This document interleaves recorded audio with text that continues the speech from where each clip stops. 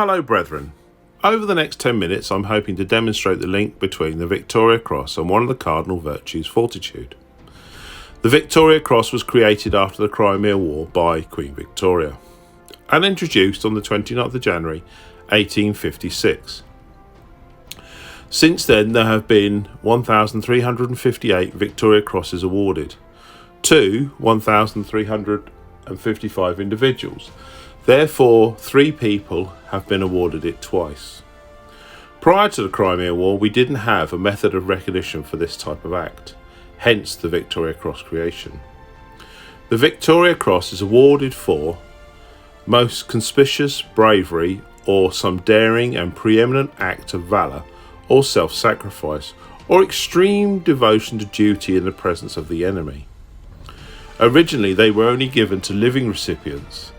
This was changed in 1907, and the previous 9 men that had died but would have been awarded the Victoria Cross if they had survived were sent to their next of kin. While I was researching this, I discovered that Berkshire, as a province, has had 3 members that gained the Victoria Cross. 1 in the Crimea War and 2 in the First World War. We will look at these brothers in a bit more detail shortly. There are a few more facts that I would like to share with you before we do this. That there's some half a dozen brethren that attained the Distinguished Service Order, the second highest honour the country awards soldiers for outstanding acts of courage or leadership. Berkshire as a province lost 27 brothers during the First World War. An amazing fact that in the First World War, of all the Victoria Crosses awarded, 10% were to Freemasons. Let's just reflect on that for a second. 1 in 10 men awarded the Victoria Cross were Masons. So let's take a closer look at Berkshire's 3 recipients. Some of you will be familiar with Private Frederick Potts, later to be a Lance Corporal. The Victoria Cross was awarded for saving a fellow soldier in August 1915 in Gallipoli. He did this by carrying him on all things a shovel. From then onwards he was known as the hero with a shovel. A couple of points: he was personally wounded in the leg himself. The wound was so severe he didn't make a full recovery until after the war, some 3 years later. And the soldier he saved, Andrew, went on to live till he was 89. He was initiated into Aldermaston Lodge in September 1924 and raised in May 1925. He went on to be master some years later, and he sadly died in November 1945. The next recipient, Lieutenant Colonel Oliver Watts.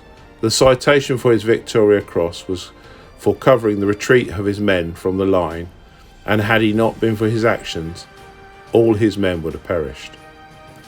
The pivotal piece for his citation reads as follows: for most conspicuous bravery or self-sacrifice, devotion to duty, and exceptional gallant leading during a critical period of operations. Sadly, his body was never recovered. He was initiated into Loddon Lodge 3427 in January 1911. The lodge having been consecrated in May the year before, and I'm going to take a leap of faith here and say that he was one of the very first initiates.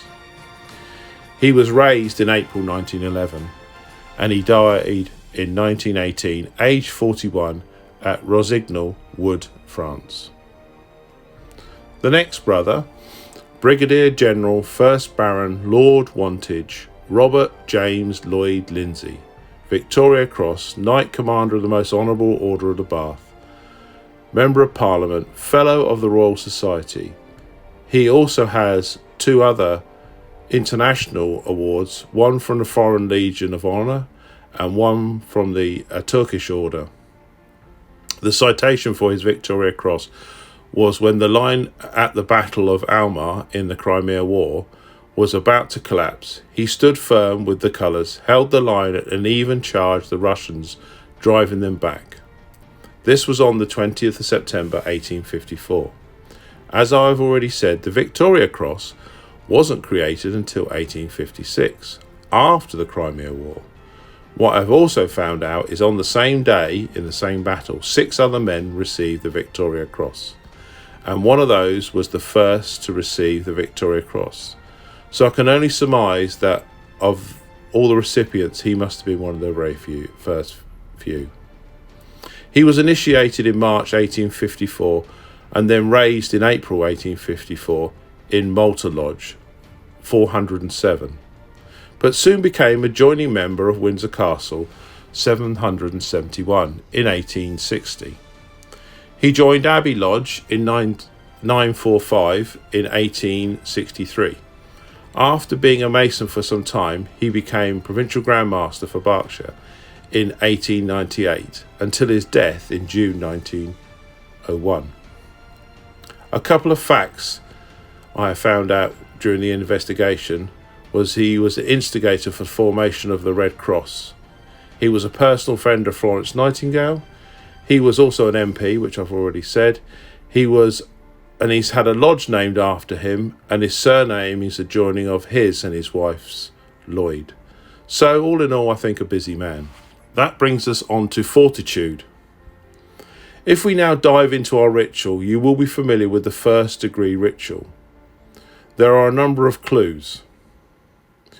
We are told about the 4 cardinal virtues, namely temperance, fortitude, prudence, and justice. The distinguished character of a good Freemason are virtue, honour, and mercy, and may they ever be found in a Freemason's breast. These can be seen in our lodge on the first degree tracing board in the 4 corners as tassels. Focusing on the second, fortitude, this is what we have found. The dictionary defines it as strength of mind that enable a person to encounter danger or bear pain or adversity with courage. I think that says it all, really. Some of you will be familiar with the Masonic lectures in the little green book that is a companion to the little blue book of emulation.